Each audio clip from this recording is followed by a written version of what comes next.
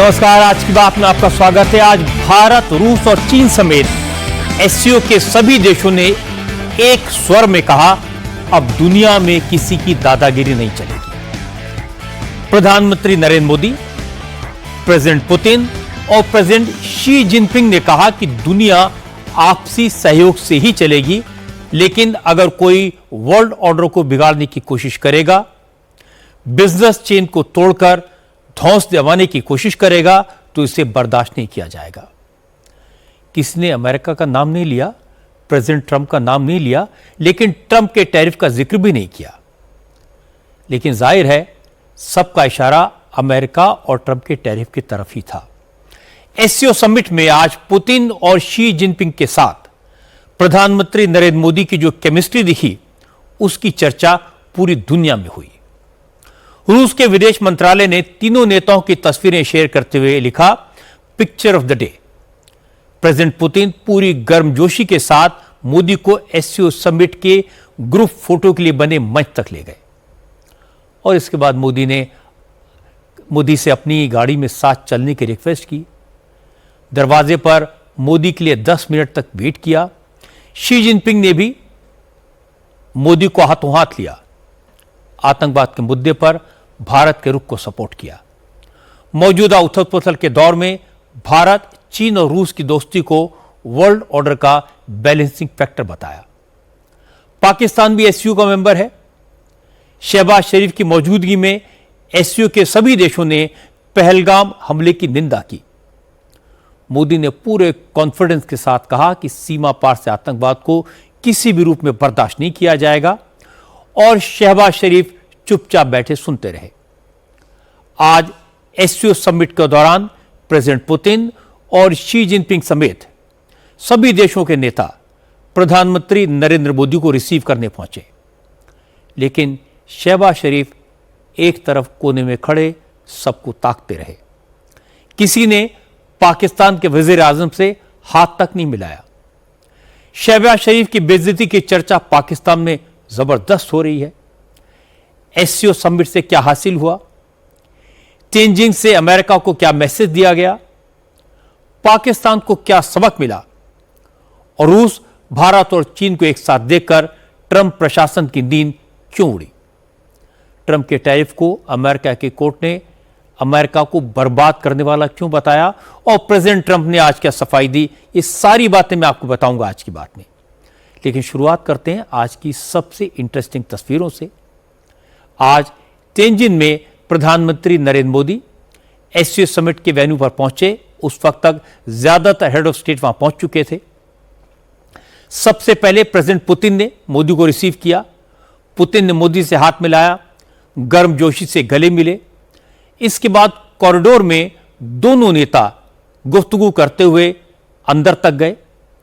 इस दौरान पुतिन और मोदी ने बेलारूस और टर्की के राष्ट्रपति समेत कई नेताओं से अभिवादन भी किया। शी जिनपिंग के साथ खड़े होकर इनफॉर्मल बात हुई, लेकिन किसी ने पाकिस्तान के वजीर आजम शहबाज शरीफ की तरफ देखा तक नहीं।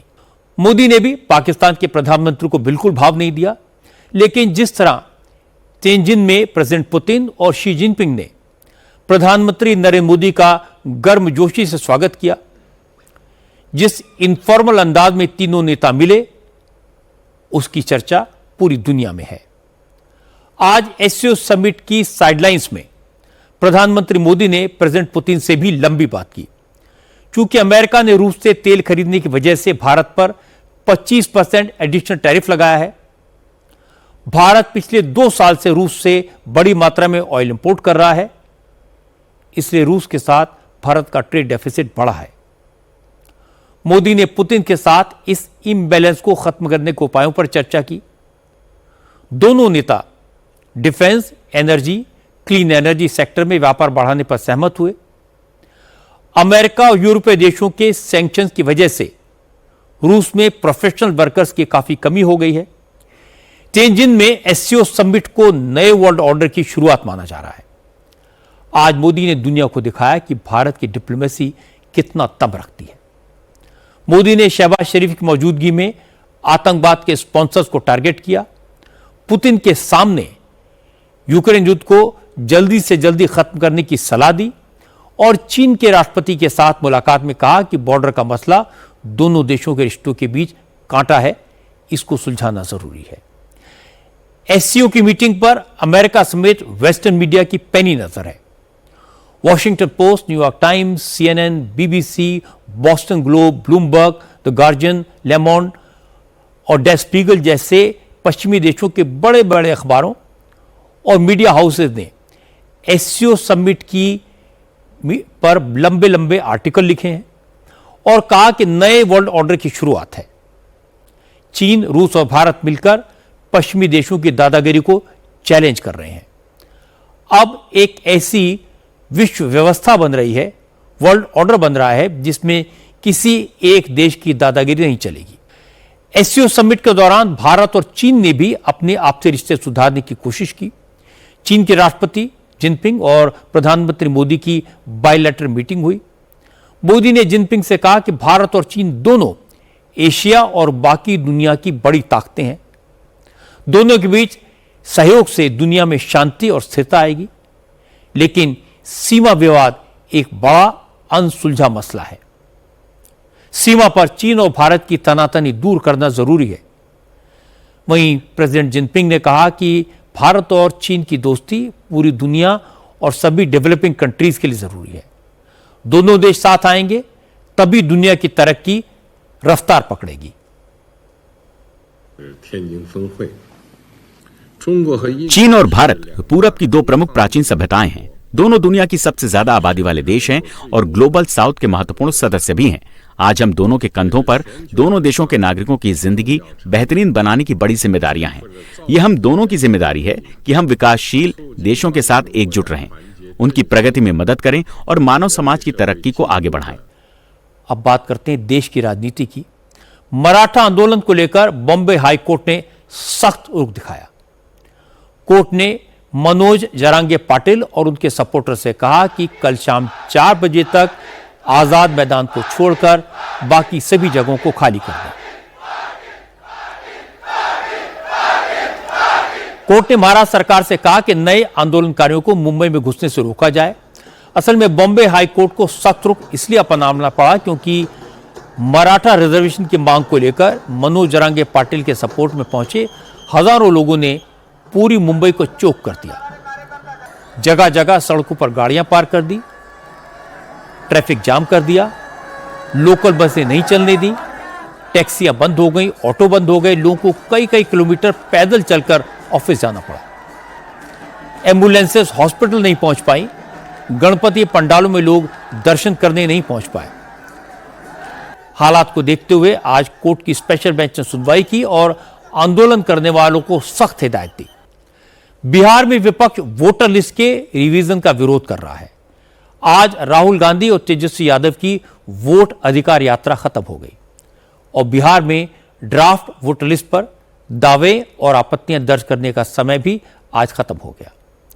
सुप्रीम कोर्ट ने भी क्लियर कर दिया कि बिहार में वोटर लिस्ट में नाम जुड़वाने की डेडलाइन बढ़ाई नहीं जाएगी। समय सीमा को बढ़ाने को लेकर आरजेडी और AIMIM की पिटीशन को सुप्रीम कोर्ट ने खारिज कर दिया। जस्टिस सूर्यकांत और जस्टिस जॉय माल्या बागची की बेंच के सामने इलेक्शन कमीशन ने कहा अगर डेडलाइन बढ़ाई जाती है तो सारा शेड्यूल गड़बड़ा जाएगा। चुनाव आयोग का कहना है कि वोटर लिस्ट में सभी एलिजिबल वोटर्स के नाम शामिल किए जाएंगे। 30 सितंबर के बाद भी दावे और आपत्तियां दर्ज कराई जा सकती हैं। इन पर फाइनल लिस्ट बनने के बाद विचार होगा। बंगाल में आज एक नई कंट्रोवर्सी खड़ी हो गई। ममता बनर्जी ने आर्मी को भी सियासत में लपेट लिया। तृणमूल कांग्रेस ने सेना के जमीन पर आंदोलन का मंच बना दिया। आर्मी ने कोलकाता के मोया रोड पर गांधी मूर्ति के पास बने तृणमूल कांग्रेस के मंच को हटा दिया तो ममता बनर्जी खुद विरोध करने पहुंच गई। असल में ममता बनर्जी ने 21 जुलाई को बंगला को लेकर केंद्र सरकार के रवैये के खिलाफ प्रोटेस्ट का आह्वान किया था। इस प्रोटेस्ट के लिए गांधी मूर्ति के पास धरना स्थल बनाया गया। आर्मी से 2 दिन के लिए प्रोटेस्ट की परमिशन ली गई, लेकिन पिछले 1.5 महीने से तृणमूल कांग्रेस के कार्यकर्ता हर हफ्ते शनिवार और रविवार को प्रोटेस्ट करने पहुंच जाते थे। आर्मी ने इस पर ऐतराज जताया और आज आर्मी के जवानों ने धरना स्थल पर लगे पंडाल, मंच, लाइट्स और माइक सब कुछ हटा दिया। अफगानिस्तान में कल देर रात आए भूकंप ने जबरदस्त तबाही मचाई है। अब तक 800 लोगों की मौत हो चुकी है और 2500 से ज्यादा लोग घायल हैं। यूएस जियोलॉजिकल सर्वे के मुताबिक अफगानिस्तान में कल रात 6.0 तीव्रता का भूकंप आया, जिसका केंद्र जलालाबाद शहर से करीब 27 किलोमीटर दूर था। भूकंप से सबसे ज्यादा नुकसान कुनार प्रोविंस में हुआ है, जहां कई गांव पूरी तरह तबाह हो गए। भूकंप के बाद कई आफ्टर शॉक्स भी आए, जिसकी वजह से बहुत सारी बिल्डिंग्स गिर गईं। अभी भी लोगों को मलबे से निकालने का काम जारी है। हॉस्पिटल्स में घायलों की भीड़ है